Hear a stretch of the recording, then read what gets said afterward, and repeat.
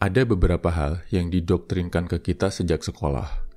Ironisnya, hal-hal tadi justru ada yang bikin kita jadi lemah. Dan mindset lemah ini terbawa terus sampai kita gede. Kita bahas ya bro, karena lo udah tahu, pastiin adik-adik or anak-anak lo besok gak terdoktrin konsep yang sama. Nomor 1, sekolah itu nomor 1. Sering kan lo dengar kalimat harus menomorsatukan sekolah dibanding aktivitas lain.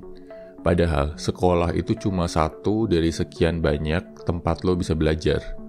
Gara-gara konsep ini, kita jadi ngerasa kalau pencapaian terbesar itu adalah kalau kita bisa perform bagus di sekolah.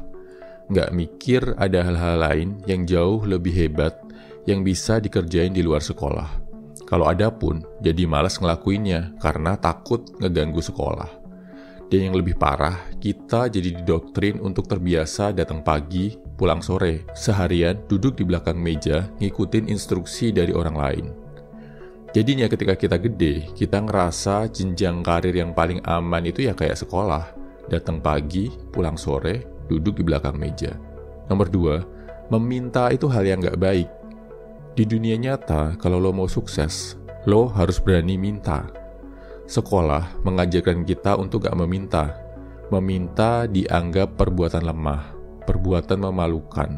Padahal, meminta itu nunjukin kalau lo ngerti apa yang lo mau. Dan lo berjuang untuk mendapatkannya. Coba lihat perusahaan-perusahaan dan pebisnis tersukses di dunia. Mereka adalah yang bisa minta modal besar dari investor. Yang bisa meminta rekan bisnis buat jalin kerjasama. So, next time lo mau minta sesuatu ke siapapun, gak usah malu bro. Gak usah mikir takut ditolak. Ditolak itu biasa, gak ada ruginya. Kalau permintaan lo diterima, jackpot bro. Nomor 3, kemampuan menghafal dan menyelesaikan soal adalah hal terpenting. Di sekolah, yang paling penting adalah kemampuan menghafal, kemampuan menyelesaikan soal. Makin jago menghafal dan ngerjain soal, makin tinggi nilai ujian lo. Dan kesuksesan di sekolah dilihat dari nilai ujian. Di dunia nyata, kemampuan otak itu bukan hal yang paling penting bro. Banyak hal lain yang terbukti jauh lebih krusial. Misal, kekuatan mental, kemampuan untuk berjuang di tengah kesulitan, kemampuan untuk berkorban dan menahan diri, kemampuan untuk tetap jaga karakter dan kejujuran di tengah godaan, kemampuan untuk tetap menjadi manusia baik di tengah dunia yang jahat. Nomor 4, salah dan gagal adalah hal yang memalukan. Makin banyak kesalahan, makin rendah nilai yang lo dapat. Dan ingat bro, momen-momen di mana lo atau teman lo dipermalukan, dihukum di depan kelas karena bikin kesalahan.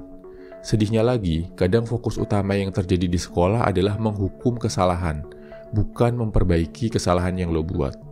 Akibatnya, ketika gede, kita banyak takut ngelakuin sesuatu. Takut salah, takut gagal, takut ditolak. Nomor 5, tujuan akhir sekolah adalah lulus dengan nilai bagus.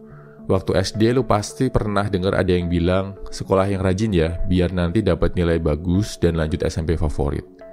Di Indonesia, tujuan akhir kebanyakan sekolah itu nilai bro, bukan pemahaman, bukan pembelajaran. Asal nilai bagus, nggak ngerti or nggak paham, no problem.